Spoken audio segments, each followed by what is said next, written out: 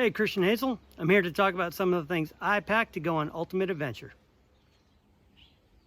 So if you're planning on going on Ultimate Adventure, first of all, you need to make sure you've got everything for your vehicle that's listed on our website for the official UA checklist. Our cronies are gonna go down the list, make sure you've got everything, including your winch bag, spill kit, so on and so forth. So those things are required.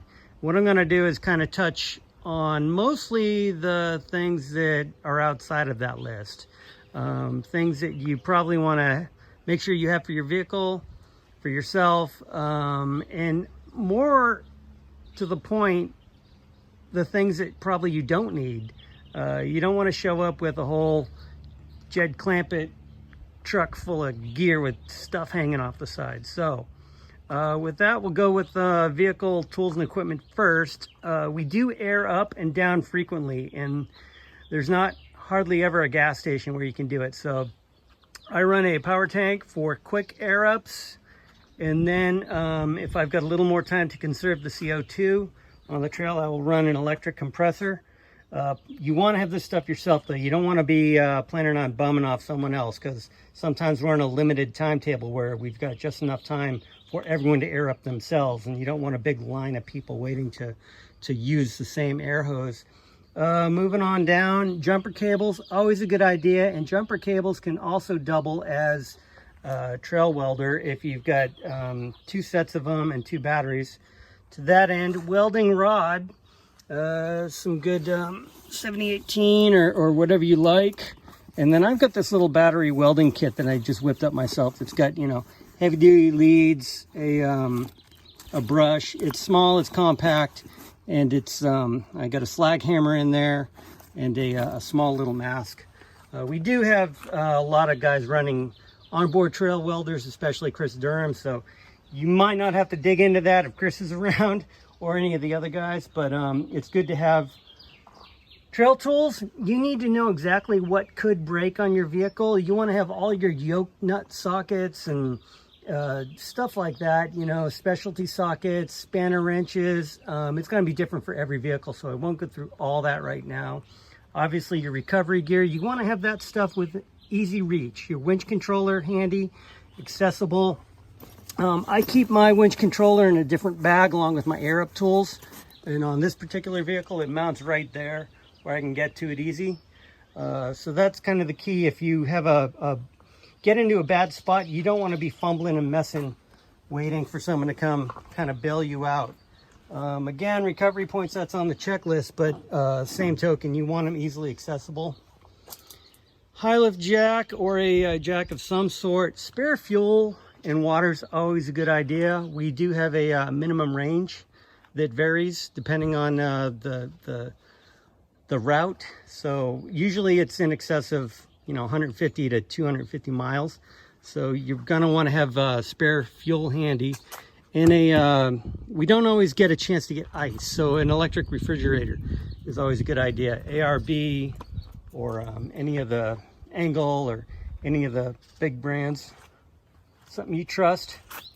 That's what it's all about, knowing your rig, trusting it, and being able to take care of yourself out there on the trail. Have a space for all your things. Have a tie down for all your stuff. You don't want loose gear rattling around on the trail. You don't want to be pitching things out of your vehicle. So make sure you've got all your stuff strapped down safely.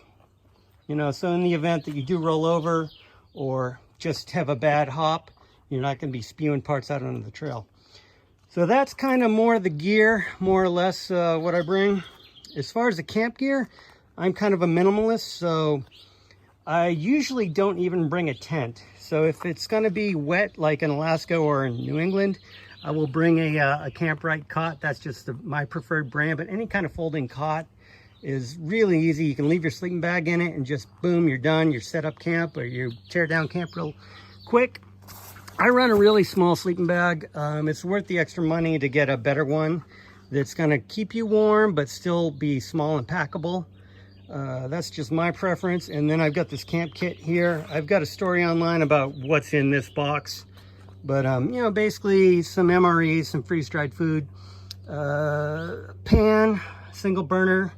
I run a fixed blade knife with a flint and magnesium in there, and you know, all the things you'd want camping, little wipies and plates and things like that. Must have is a headlight flashlight, or at least a good handheld flashlight. First aid kit is on the list. You definitely want to have that. And as far as bags, where to pack this stuff, we've had good luck last couple of years using these Right Line auto duffels, but a dry bag of some kind, because we get stuck out there in the rain. You don't want all your gear getting wet. And then finally, a long sleeve shirt. Doesn't matter how hot it is, you want a long sleeve shirt. It keeps your body from wicking away too much moisture, helps prevent dehydration, and helps prevent sunburn. Same with the hat, and you know, things like cell phone battery chargers, a good camera for memories, all your charging cords and stuff. A insulated tumbler does wonders either for your hot beverage in the morning or your cold beverage, and power inverter. And I'll shove all that kind of techie stuff in a bag where I can keep it handy with easy reach.